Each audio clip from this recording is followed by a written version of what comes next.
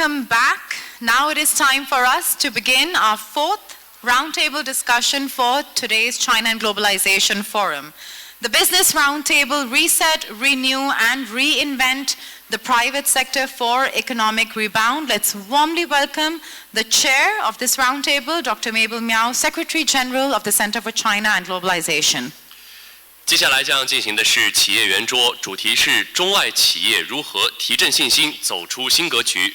本场论坛的主持人是 CCG 联合创始人兼秘书长苗律博士，让我们以掌声有请。各位嘉宾，大家下午。Dear guests, good afternoon. Many thanks to all of you attending the 9th China and Globalization Forum. And every year at the same event, we will see a lot of splendid topics to be discussed, including geopolitical issues and world trade and climate change, and all aspects involving globalization will be touched upon. And today, when it comes to the third session, it must be around the economy as well as the recovery of China's economy. And in July 14th, the Central Economic Work Conference stated that China's national economy is resuming and the fundamentals are positive, but still it is fluctuating in a waving manner. And right now the challenges in front of us is the sluggish consumption and the difficulties faced by the enterprises. And there are a lot of conflicts externally and a lot of problems internally. And also the recovery of the world trade is very sloppy. And right now, the foreign investment growth is also not very good and not very positive, as we have heard a lot in this morning and this afternoon that the situation, including the investment from EU and from US, is decreasing in China. So the foreign direct investment, the outlook right now is still uncertain. And for the private sectors, we can see a lot of challenges roaming on. And Chinese government has issued a lot of encouragements, policies, especially right now the State Council have issued the circular of incentivizing the private sectors and do business environment for foreign companies. And all of these efforts are supposed to intensify the confidence of the foreign enterprises, multinationals, and that also aroused a lot of discussions. And that is why today we invite a cohort of diverse enterprise representatives today for the session, because this is an event held by think tanks that we're going to talk about the policies. Term investment, foreign trade, and consumption has declined, alongside the ongoing downward pressure on global foreign direct investment. Foreign capital's investment in China faces significant uncertainties in terms of policies, markets, and expectations.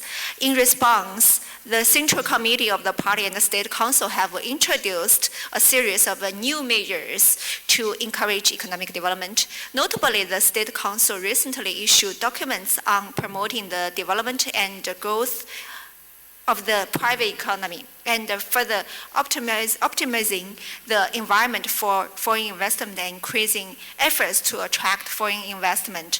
These measures are aimed at boosting confidence in foreign investment in China and have generated significant interest and discussion among the foreign companies and investors.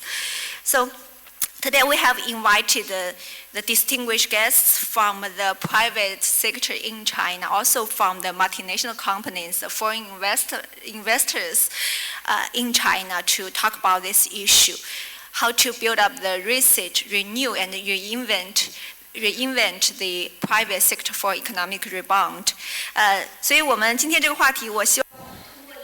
So today, through two simple rounds of discussion, we'd like to touch upon this issue. First of all, I'd like to invite Chairman Xipei, who is the senior counselor of CCG, and also President Jiang is a very excellent private sector entrepreneur. And I noticed that your company as the flagship company since reform and opening up of China, keep growing always, and operation was very positive.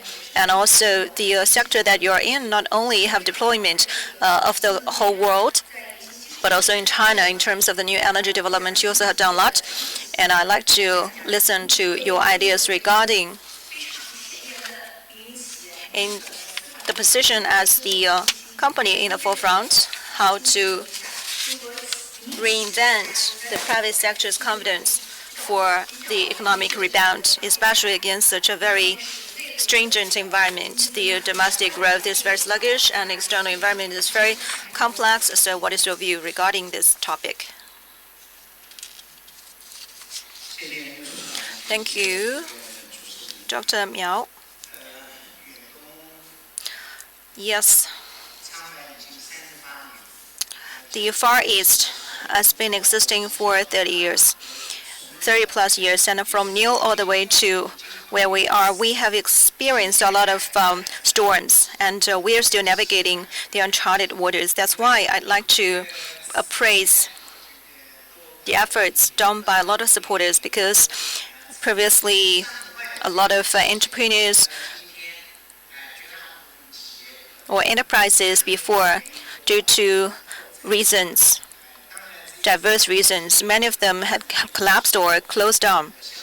And that is, of course, due to the external environment.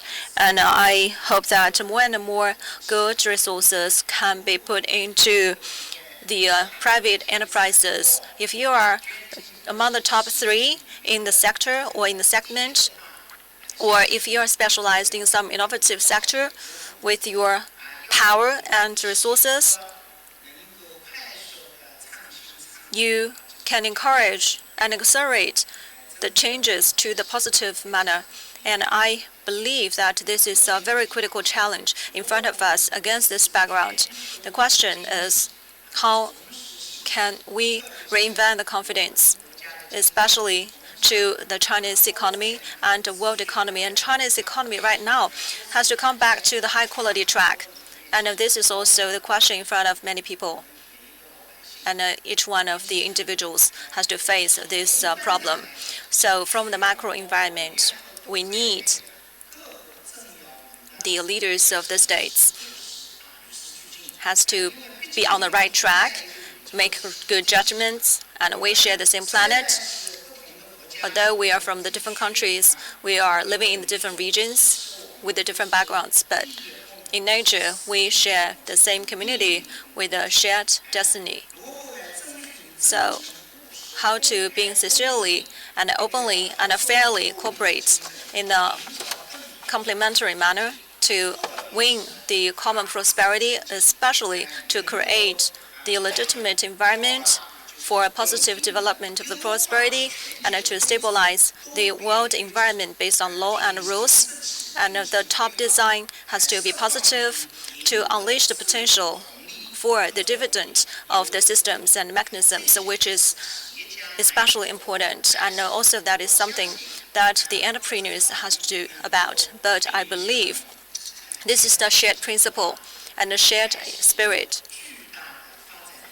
which would provide a great space of opportunities. The issues daunting in front of us probably fragment us due to the different political decisions and the duplication of the different problems, and the states would prioritize the interest of their own, and that would lead to the divergence of the ideas.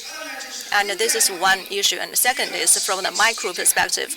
Enterprises and entrepreneurs have to face the problems squarely, and they have to be firmly uphold their principles and goals, and they have to sharpen their ability to do business. Right now,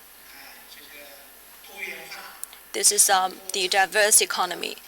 So there are diverse examples of successes, and many of them are specialized, many of them are flagship, many of them are role model. But in fact, right now, diverse ways compared to what we're talking about as a specialization will be more challenging. So we have to be focused, and we have to sharpen our respective ability, and we have to focus the issue at current, so that we can sharpen our ability to be more dedicated in what we're doing. And we can actually translate what has been transferred from other countries to China and internalize them into our knowledge system, and we can make use of them properly. So the ability of innovation has to be maintained. And also the overall and comprehensive ability and to make the knowledge more intelligent, and also we have to sharpen our ability and get it more innovative so as to get ahead of other countries in the world. 并后服务能够为社会和客户解决实质性的问题，最终你行不行还要靠功夫。江湖上最终还是要靠功夫。您看啊，其实我们可以更好的协同的，因为任何一个国家和地区不可能你什么都有，你包括全球化的顶级人才，包括全球化的各种资源，互为这个发挥优势后这个补充，其实是一个很好的发展形式。但是当下脱钩，当下这个去风险这样的伪命题情况下，就逼得相关的国家和企业要四成一体，这其实也是一个巨大的浪费。您看10年前对我们中国的这个太阳能这个经营商反，是吧？原本我们这边的设备技术跟国外还有很多的交流可以引进，你逼得我们这个就4G搞，这4G搞了，你现在是吧？90%以上的设备都是我们自己造的了，这个不用进口了，最多也就几个检测设备，而90%左右的市场产品现在都是中国的了，这个对不对？另外现在的包括我们的这个叫现在的装备现在的那个计算机我们的芯片等等，其实也是如此，也是如此。因此这个叫能够真正遵循商业规律，遵循经济规律，这个你中有我，我中有你，才是各行各业企业家应该遵循的发展之路。谢谢。好的，非常感谢蒋希培主席哈。Every sector. 今天上午，包括今天下午的场次，主要是这个政治家们哈，还有学者、专家们在讨论。So thank you. This one is a business roundtable. So the economic recovery. In economic recovery, the interpreters and entrepreneurs play an important role. There have been ambassadors calling for non-politicization of economic issues. Talked about multilateral rules for coordinated growth, because decoupling and uncoordinated economic activities is a waste. It's not efficient. So thank you very much. Now I give the floor to Mr. Li Xuehai, Vice Chairman of the CCG and Chairman, Founder and CEO of YTX Group.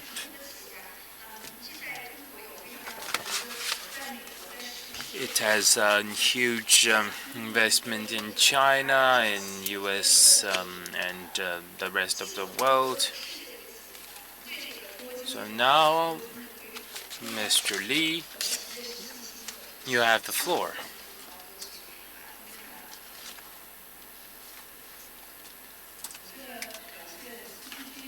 Thank you for CCG for organizing this very interesting forum.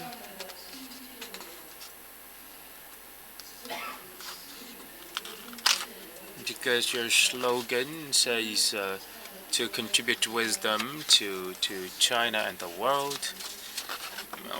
We've heard many excellent speeches from ambassadors focusing on global issues. So, my company was founded in 1981 in the US. We've come across many economic crises, like the real estate crisis and financial crisis, and we managed to survive and to develop.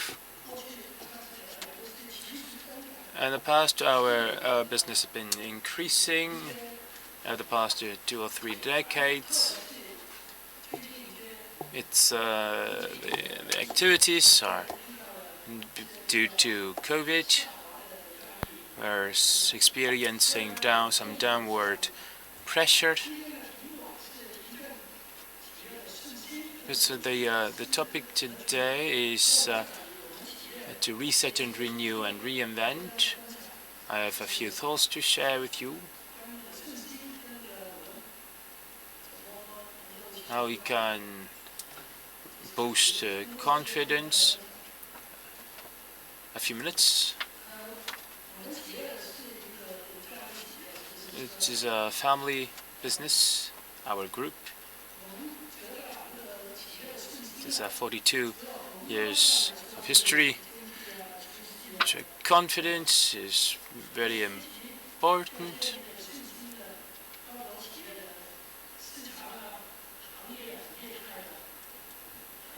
We need to take into consideration many elements like technology and market. And these elements vary for different companies. There are short-term factors and long-term factors. So these all affect confidence of enterprises in doing business. So, for example, our business in the US, there are some that were business that were easier to do, some were harder. We have logistics, for example.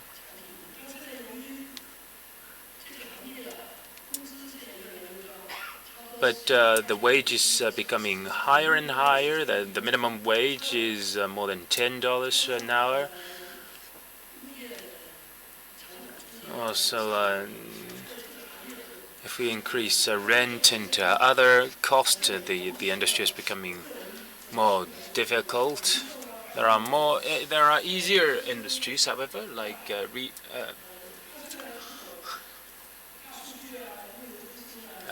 big residential areas and big data and data centers. They are more profitable business. So we are diversifying to keep up with the market. In China, we face the need to change real estate, office buildings, export and import, and commercial real estate. These are slowing down. Flow of investment and debt level. It's difficult, but the enterprises could adjust themselves. For example, we have a ChatGPT For example, whether we can use ChatGPT to reduce manpower or increase efficiency. These are all relevant.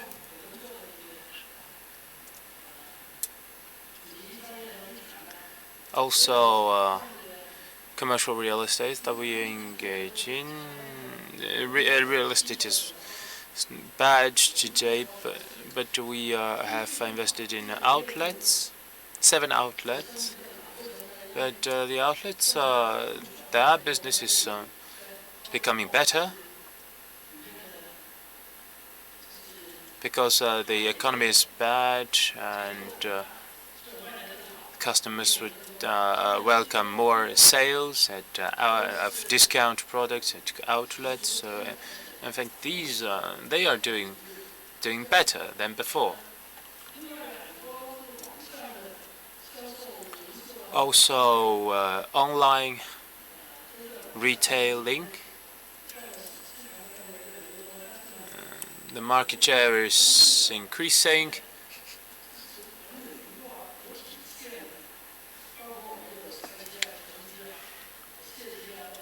We have other entertainment.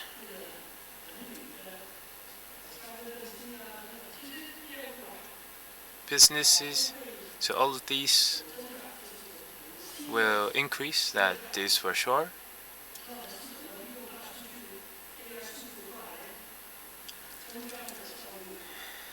We need to consider increasing efficiency using AI. And also ESG, it's another consideration.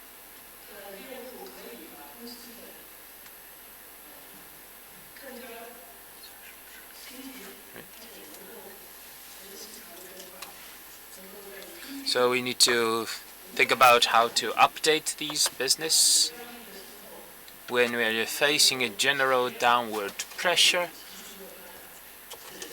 Thank you.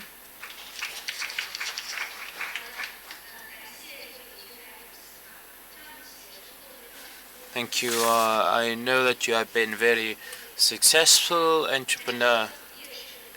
I agree with what you said, that there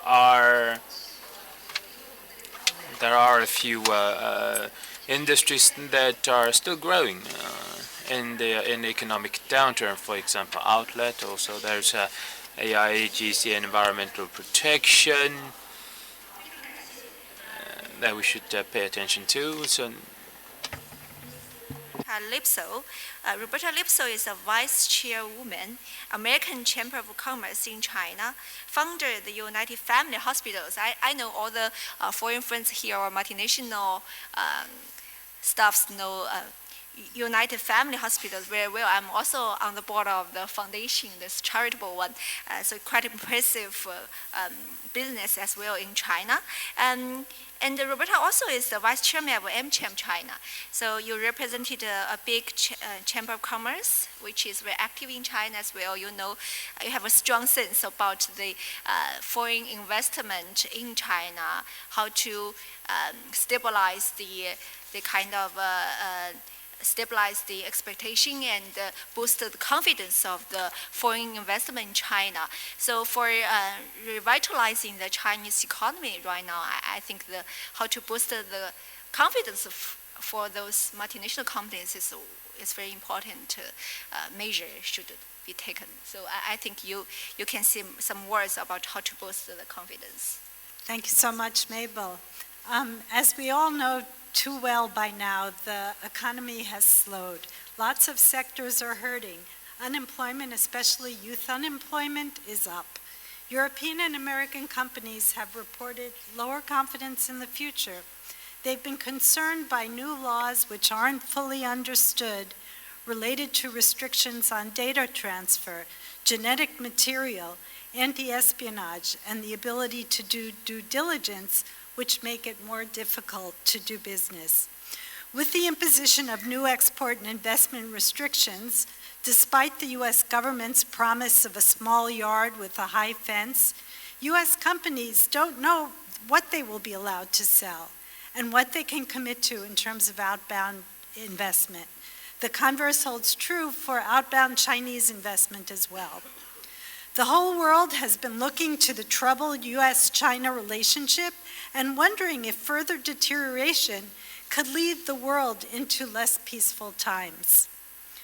Those politics, the COVID pandemic, disappointing economic indicators, as well as recent crackdowns on some U.S. consulting companies have caused some U.S. companies and other multinationals to re-examine their plans for China investment. In fact, we did see a slight drop in realized direct foreign investment in H1 of 2023. At the same time, there are reasons to be confident. China is still the second largest world economy, still growing at 5%. Business does remain strong for many sectors, including the service sector, electric vehicles, new energy, and I'm happy to say the healthcare sector as well. According to the latest AmCham member survey, China continues to be the #1 or the #2 priority market in many categories, and 40% of our respondents didn't plan to reduce their investment in China, and another 24% still had plans to increase investment. But the results did show a slight, more pessimistic outlook than in the past. We believe that the most important trade and investment promotion activity is to rebuild confidence and mutual trust.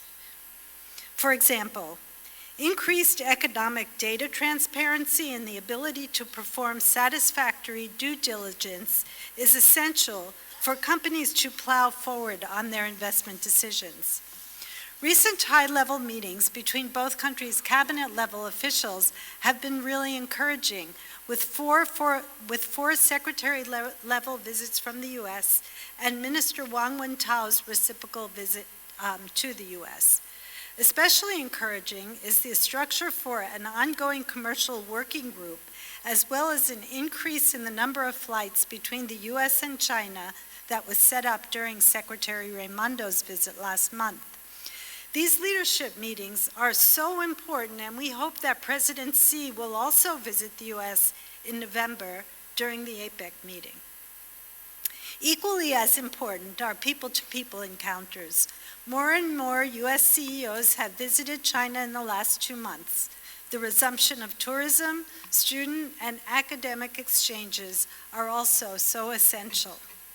We appreciate the long-term impact and restoration of trust engendered by some recently announced policies, including the State Council's 24 points, the NDRC's announcement this month on the new Bureau to support private industry, the extension of the individual income tax policy for foreign talents, and the excellent Beijing two zones policy, as well as the Greater Bay and Hainan free trade zones.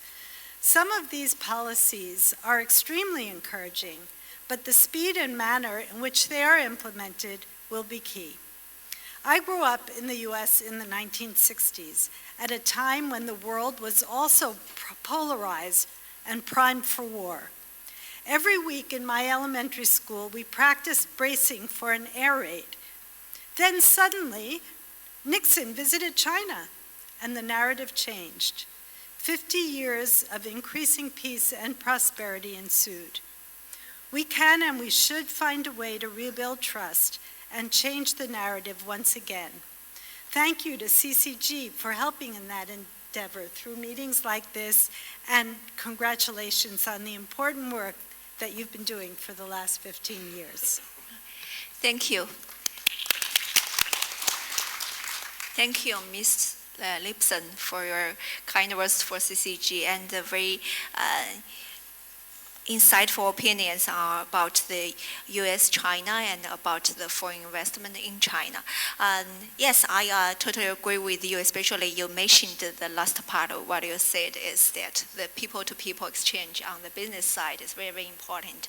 We should have more engagement in China from U.S., from the foreign communities. I don't think the pandemic is helpful, but right now we are on the process of recovery. We should have more engagement this morning and this afternoon, there are 3 sessions also mention the engagement itself, our panel itself as a way of engagement. I think it's good for business as well. 谢谢。下面呢，我想有请的是这个。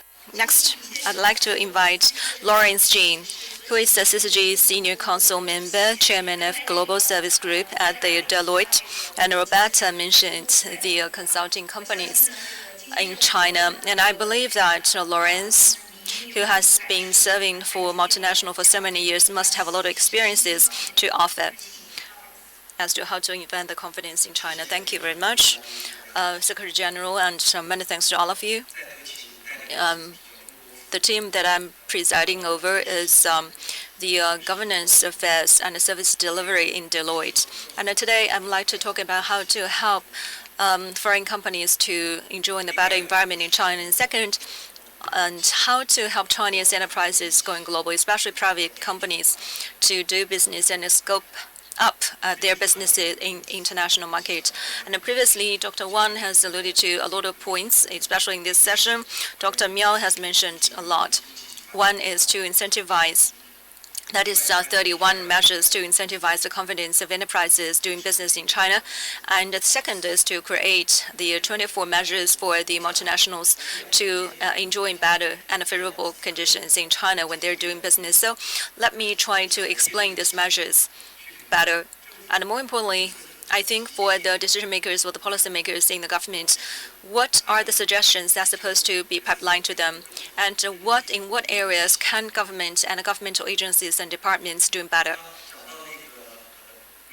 So first of all, talking about the 5 private companies, this 31 measures, I'd like to list some of them. I don't know how many of the measures could impress you. One is to encourage the global competitiveness of Chinese enterprises. That is being clarified as priority in number 1 measure. To incentivize the private sectors to broaden their overseas businesses, to cope with the measures from the BRI, and to honor the local laws and regulations to support themselves into the globalized environment. So what is cared most by these enterprises? These are some suggestions that I'm 100% vote for. But let's take a look at the specific points that could be ironed on by the government. First of all, a lot of local government and their evaluation, the systems of the performance has to be transferred or transformed from just looking for the profits or looking for the money from the sponsors, from the local enterprises, the big ones, of course, to the overall balanced development pattern, especially compete in the international level playing field. Only when Chinese enterprises are winning the battle can China's enterprises at large becoming more and more popular and doing business in the world. So the local government, especially in the coastal areas, some local government at the coastal areas, they have more sense of pushing their enterprises go further. And the second, a local government can be positive as the leader to lead the Chinese enterprises going global. And during the COVID, I've seen some enterprises being guided by the local government in Zhejiang province, which is also a local coastal government, to lead their respective companies to go global and trying to find out the investment opportunities. But this is not the general situation in China. That is not a overall situation. I believe that the local government, they have to somehow do their own business and to handle their business well before they make another step to push their companies to go global. They have to look at how to pave the way to create a good environment to nurture their companies, to help these companies to do business and to sharpen their ability of profitability before they truly go out. And second, there is a lot of multinational enterprises representatives. The multinationals, they encountered a lot of challenges. First of all, from a single one dimension, China's enterprises, especially EV or vehicle industry or the home appliance industries, are very successful. That is the credit taken by a bunch of Chinese enterprises. But of course, when I was talking with the senior management from the multinationals, they agree with me that Chinese entrepreneurs really need a very normalized environment to encourage themselves to grow. And this top 500, I believe they also win a lot of battles and navigate a lot of storms all the way to where they are. And to Chinese enterprises, I believe the same truth.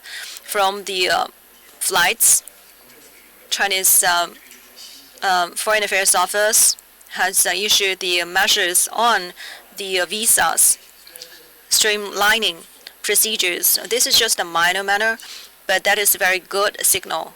And that is not enough, of course, because for us, when we have the business trip overseas, used to be rather daunting and very complex procedures to go through. And at the same time, the laws and regulations are very unfamiliar to a lot of foreigners and foreign CEOs. They plan to have their trip in China and to visit China, including the computer or mobile phones and electronics could not be taken with them. That is required and requested by Chinese Customs Authority. And it is understandable, especially against this current external environment, if you cannot take your own mobile phone, that would exert huge pressure psychologically to the travelers. And so the understanding of the measures has to be fully explained to everyone. And this is something that Chinese government really care about most right now. And for the enterprises from overseas and also the senior managements,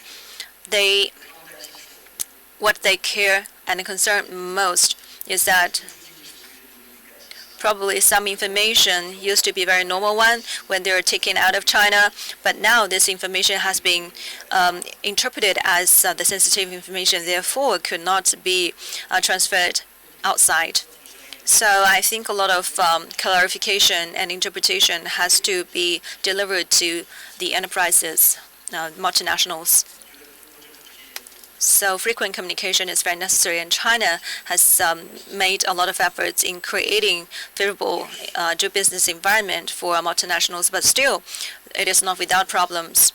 And so the procedures is procedure. We have to review, and also we have to study, and we have to go back and forth about certain procedures before we lift it. And some would involve the procedures of the SOEs tendering, and there also involves some commercial or business behaviors, and that has to be handled and interpreted as per regulations and rules and Chinese laws. So I think I really call for the policymakers to be more understandable and to make their measures more understandable to the overseas companies. Thank you, Lawrence, from Deloitte. Thank you.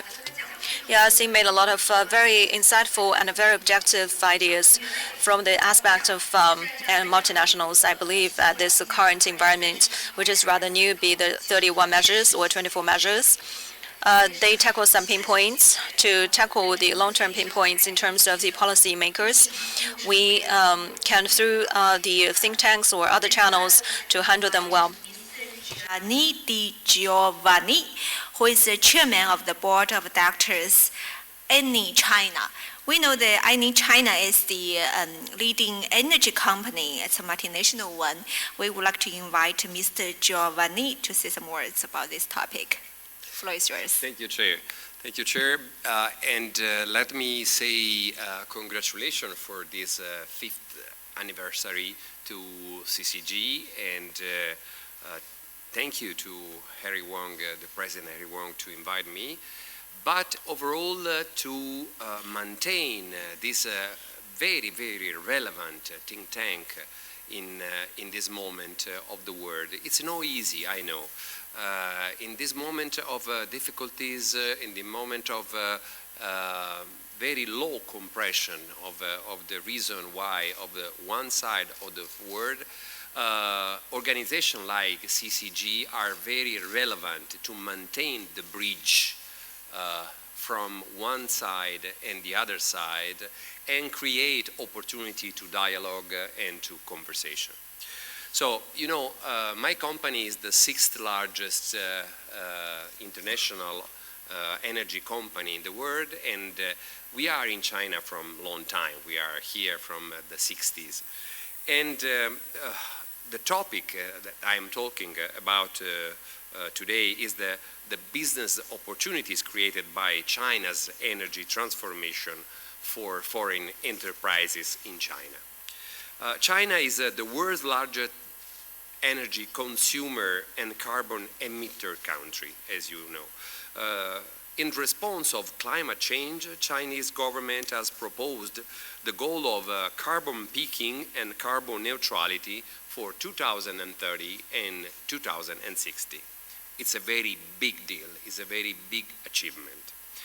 This will promote the transformation of China's energy structure from fossil energy to renewable energy. In the Chinese market, we are witnessing a magnificent energy transformation process in these days. In this transformation, China is not only committed to achieving sustainable development, but also bringing unprecedented opportunities to foreign enterprises around the world. I would like to take ENI's important energy transition pillar as an example, or obviously I'm talking about biofuels. First, China aviation fuel consumption is huge and growing rapidly. Driven by the dual carbon goal and influenced by the overseas emission reduction systems, it is a general trend for China to develop biofuels, mainly biodiesel and biojet fuel. This means that there is a huge demand on biojet fuels market, providing broad market opportunities for biojet fuel supplier and home and abroad. Secondly, China aviation fuel suppliers, such as Sinopec, for example, have begun to try and produce biojet fuels on a large scale.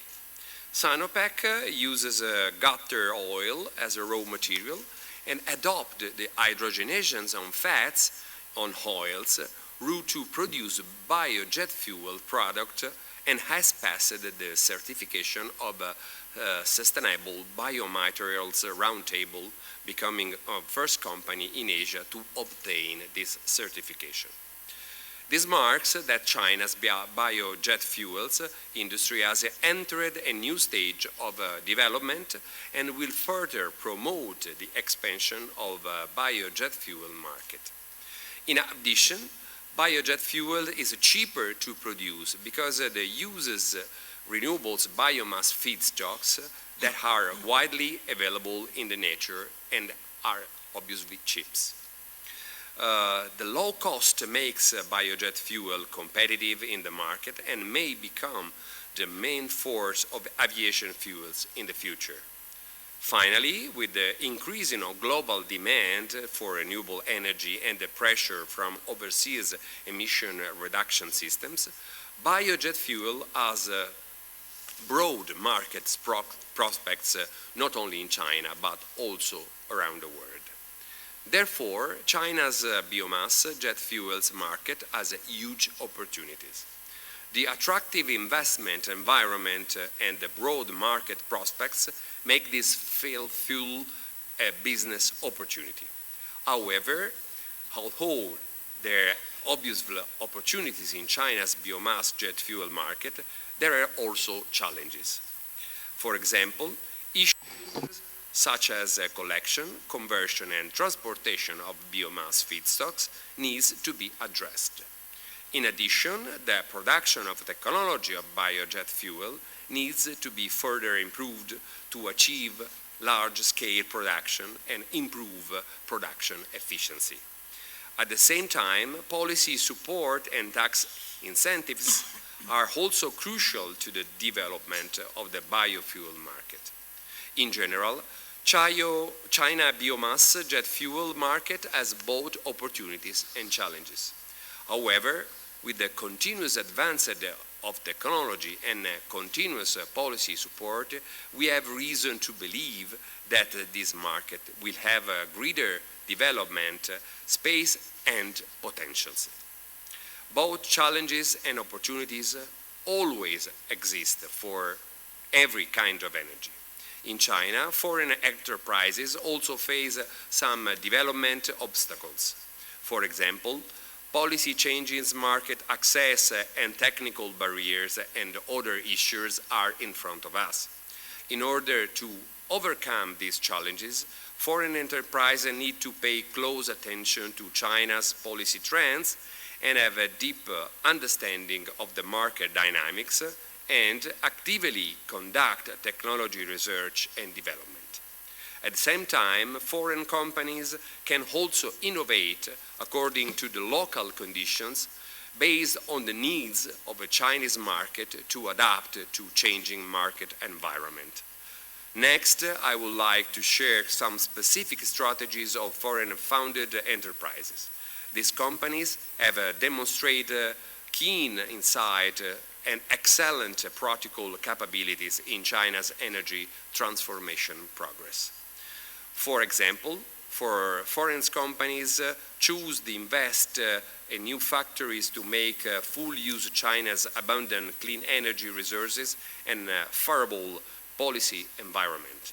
Some companies has shifted their research and development focus on the field of new energy to comply with the trend green development. There are also many companies that choose to strengthen cooperation with domestic renewable energy companies to jointly promote technological progress and market expansion.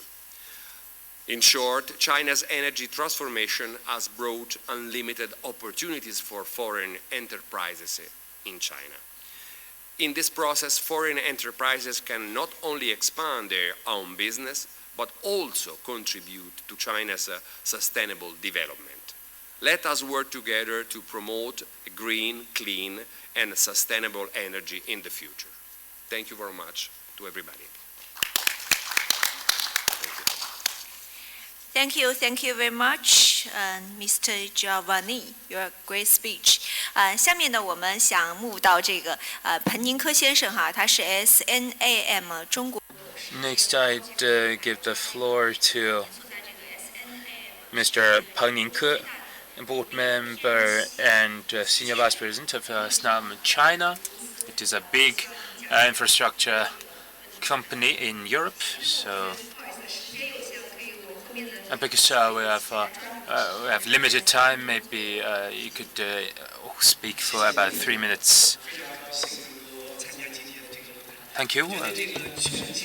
It's a good round table. I think that globalization and climate change are closely linked together. We have been listening to many excellent speeches. So climate change is very serious, yes, and whether we have been doing enough, of course not. So from the perspective of an energy company, let me share with you my views, whether there is a way for us to control or even reverse climate change. From our perspective, I think that the answer is yes, because as Mr. Giovanni said, though natural gas is a fossil fuel, but it's the cleanest fossil fuel. Also biomethane, it's completely green. Wind, solar, also hydrogen. We believe that hydrogen might be the ultimate solution. So in our perspective, to realize this transition from fossil fuel to green fuel, it is technically and commercially viable. So the answer is definitely yes.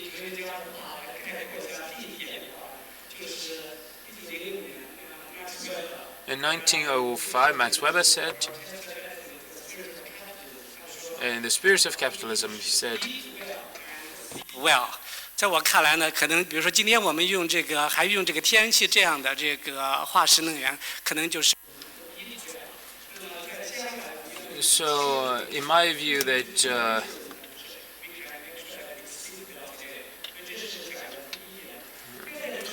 it is necessary for us to ensure both the present and the future. Of course, there are challenges.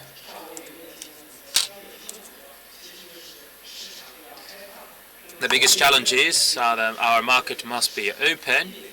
There shouldn't be much barriers.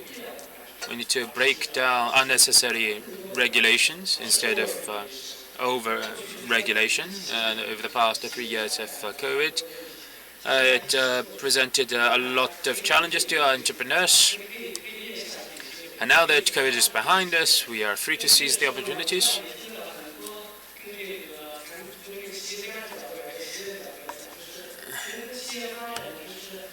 We think that the disadvantageous thing for us is the political barriers, and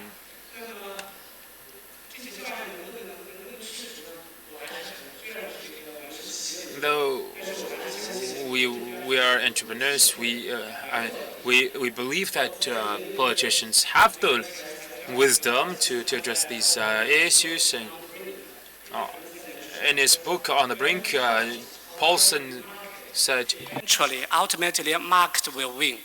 所以我想，面对气候变化，面对能源转型，有如此巨大的。So, in terms of this huge challenge, we have $100 trillion US worth of world economy. So there is the world economy is absolutely capable of addressing the carbon challenges. We need international cooperation between China and EU, China and the US. As long as there is technological companies, they can participate in market competition. So long as there is demand, there will be an enterprise to satisfy that demand. So I believe that and confidence comes from this this aspect. Bill Gates said in his book that if we can seize the opportunities today. Choice. 今天 2023, time is still enough for us to grab this opportunity. We have a choice to make, but maybe if we don't take this choice, it's going to be too late for us to take the choice tomorrow. 好，我就讲到这里，谢谢。好，感谢您。今天其实我们一天的。Thank you. Our discussion today has been revolving around climate change. It's an urgent issue. It is a choice for all of us.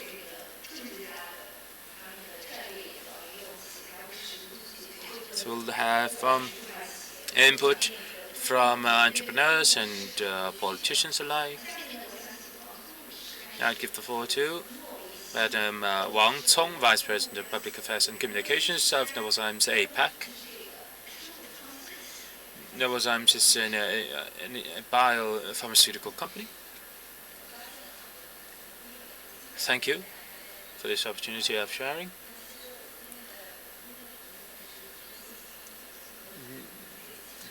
The topic today is Reset, Renew and Reinvent. So on one hand, I'd like to share with you the new pulse of growth, and also I'd like to share with you the challenges. For example, Mr.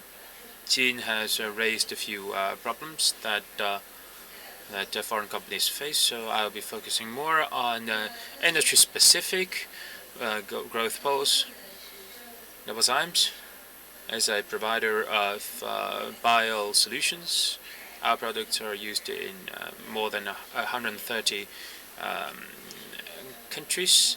We use microbes and enzymes to help industrial clients to reduce emission, to help our agricultural clients to increase their output, to help our consumer goods producers to increase the quality of their products.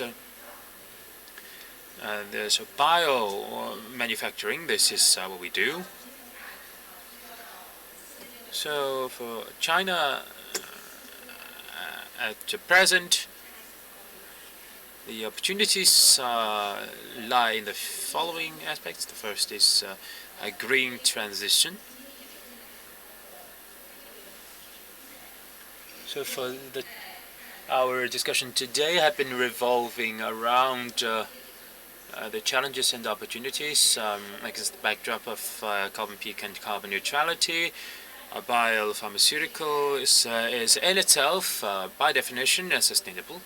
So I believe that we'll be able to make more contributions. For example, we have been helping conventional industries like paper making and tanning in factories to help them reduce use of chemicals, water, and emissions of carbon dioxide. As I was seeing that this is a very good opportunity for pharmaceutical manufacturers. And second, we see new demands in the market.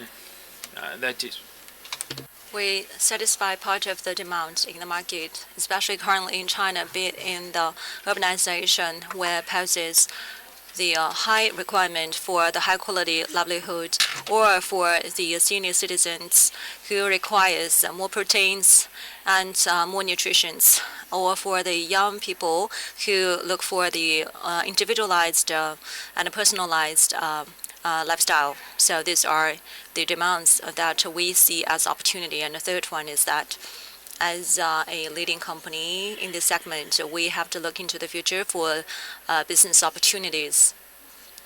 Right now, our company has been dedicated in some frontier areas development, especially to revitalize the market where the uncertainties are roaming around. We think definitely we need to invest. And 20 years ago, in the biomass to alcohol production, we started the research and development investment into this realm when it was in the beginning. And right now, this technology has become sophisticated, and then we're looking forward to the new development and the new technologies to provide more materials and a new space for the livelihood of more species, and like, for example, the synthesized protein and artificial plants. So all in all, in all areas in this industry, we see nothing but opportunity. Of course, in some other occasions, we can talk about the problems, but in nature, we have to see more opportunities in this regard. Thank you. Thank you. Last but not least, I'd like to invite Madame Zheng Yali, who is the Director of the Strategy Making Department, China Society of Automotive Engineers, because today we're talking about only the domestic companies, but also multinationals, but at the same time, talking about the resilience and recovery of the world economy, China's economy, we could not spare the going global companies from China. So yes, we have seen some investigation against Chinese EV companies, and that would also influence a lot in Chinese vehicle enterprises. So I have a question. Is going to Ms. Zheng, who is from she is an expert on this field. She's from the she's a director of the Strategic Planning Department, China's Society of Automotive Engineers. We know that the European Commission has recently launched an investigation into Chinese electric vehicles. What is the possible impact that the investigation will bring to the China's electrical vehicles manufacturers. Those people is also a group of people also about the Chinese private sector or the Chinese companies going global. They are very important part of our economic recovery. So 下面一个问题是针对这个电动汽车的，我们想。So our next question is regarding the EV. So the question is addressed to Ms. Zheng. So first of all, many thanks to the chair, Madame Miao, and I'm very happy to attend this roundtable. First of all, to answer the question regarding the investigation initiated by UN Commission. So talking about the carbon issue, actually this is the common problem faced by all vehicle companies, especially for EV companies in China. Starting point for Chinese enterprises in EV production is also aiming to low carbon development as a future trend. And for China, we will do innovation by ourselves, of course. So that is the principle. And second, talking about the green development and low carbon transition, China and the world, the core issue in front of us is to cooperate or anything else. I think cooperation is the mainstream, and the vehicle industry is a globalized industry. The global market requires us to be cooperative. And second, talking about the think tank for the automotive engineers at the national level, at the industrial level, we have to more to manage and control the carbon. For example, some carbon footprint management systems, regulations and laws and legislations from the EU or the database repository development. And we have to intensify the cooperation in all of these fields with the EU, with the European countries, to make the low carbon synergy systems of the vehicle industry more and more transparent. And I think talking about this issue, I'd like to share with you my viewpoints. For the multinational vehicle companies, especially the joint venture, is always the major momentum for Chinese automotive industry, from 0 to 1, and from 1 all the way to where we are. So in the process of the industry development, it would also create the business opportunities and also benefits to the multinationals as well. So it's fair to say that for the industrial chain development, the companies of nurturing and the standard making and the industrial's values creation, these are all the basis and the contributions. So I think right now, from the traditional vehicles compared to international arena, we are actually ahead of the international arena. And in the future, for the intelligent technologies development for the vehicle industry, we believe that we still have to cooperate with international counterparts, but we also can see some deglobalization risks. Against this background, when we are looking at the domestic environment, opening up is very important, especially we have to encourage the development of the businesses from overseas. And in the next step, we must exert the completeness of the industrial chain in China for the vehicle industry to create better business environments and to introduce better talents and innovate the management system to coordinate with the international arena. And also the association like us like to make ourselves as a bridge to facilitate the communication, dissemination, implementation of the policies to guide the enterprises from overseas and the domestic companies to communicate further with each other, to incentivize the mutual trust between each other. Thank you. Thank you. Thank you, Madame Zheng. This topic is very commonly concerned as well, so that's why we invite you to talk about this issue. So now I'd like to conclude. And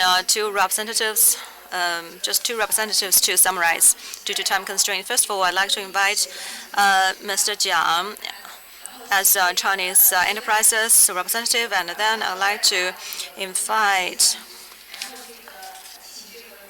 Roberta as a multinational company.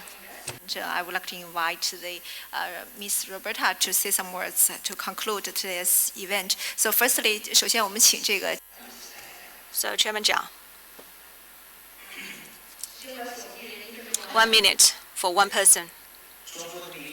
China's private sectors, private economy account for 6, 7, 8, and 9%. Actually, private sectors are the sectors belonging to the civil environment or the civil society, I believe. Although the challenges are daunting and numerous, but in the future, market will be definitely the dominant driving forces to allocate resources, which rely on the legislation, which is also aspired by all human beings and the citizens of China for better life. And I believe with that we can live better life. Thank you very much. Very positive message, and I can feel your confidence as well. First of all, we have to trust, and then we can rely on this trust. So, Roberta. So Roberta, then maybe from you then. Howard, no problem. All right. 根据今天上午的 So based on the message from this morning and this afternoon's panel, in order to win the genuine recovery of the economy, governments play a role, enterprises shall play a role, and each one of us would play the role. The government has to readjust some of the internal policies to incentivize the confidence of the enterprises at home and abroad, and to encourage consumption in the market. And the international relations also right now in shortage of trust. To this end, all leaders of the government of all countries shall make an effort. Talking about the responsibility shared by all enterprises, individuals, has to consider sustainability of the growth, especially the global warming, low carbon, and carbon abatement are the issues on the shoulders of all. So looking to the future, we must be more positive and more energetic on that. Thank you. So, Mr. Li. Private sectors include foreign investment and the foreign Chinese companies, because 60 million overseas Chinese are living outside, and more than 2 million businesses and more than 100,000 leading companies overseas. So with the 40 years of the development, these overseas Chinese enterprises have done a lot of contributions to the modernization of China and reform and opening up. Right now, the pressure very daunting and very strenuous, because right now the funding of the overseas market are still wait and see. So for the overseas Chinese entrepreneurs to invest in China, they claimed a lot of human resources and relations and the funding resources. So I believe they must have a role to play in contributing to the recovery of China's economy. Thank you. Many thanks to all of you. Due to time constraints, so much for today's second session in the afternoon. And we have invited the Chinese enterprises, multinationals, and also the representatives from European enterprises and US enterprises to discuss on the same topic. I believe right now everything is in the downward pressure for everyone, and I have repeated, yes, we have to build up mutual trust, which also have been mentioned by the previous chair of the previous session. This trust not only comes from between the countries, but also coming from the civil society, from the enterprises as well, and from the different market entities. And all of us has to shoulder this responsibility to build up the shared trust, to make it more transparent and make it more sustainable, to make it more stable when it comes to the policy. Like Chairman Jiang mentioned, that the legal environment shall be more transparent so as to push forward the mutual trust-based market development for all companies. And today we have invited the experts from the government talking about the geopolitical issues, the ambassadors, and also the officials from Chinese government, and finally the local government and the central government measures on how to incentivize the confidence in the market. And we've been talking about the measures and policies and also the innovations from the enterprises themselves. Well, right now, the recovery after the COVID, the trust is ebbing against this environment. What we have to do is to better off the economy, to incentivize the confidence of the people. The sense of security is coming from the security of the economy and the confidence of living a very good life by all the people. Thank you for. Important, the key issue is economic recovery.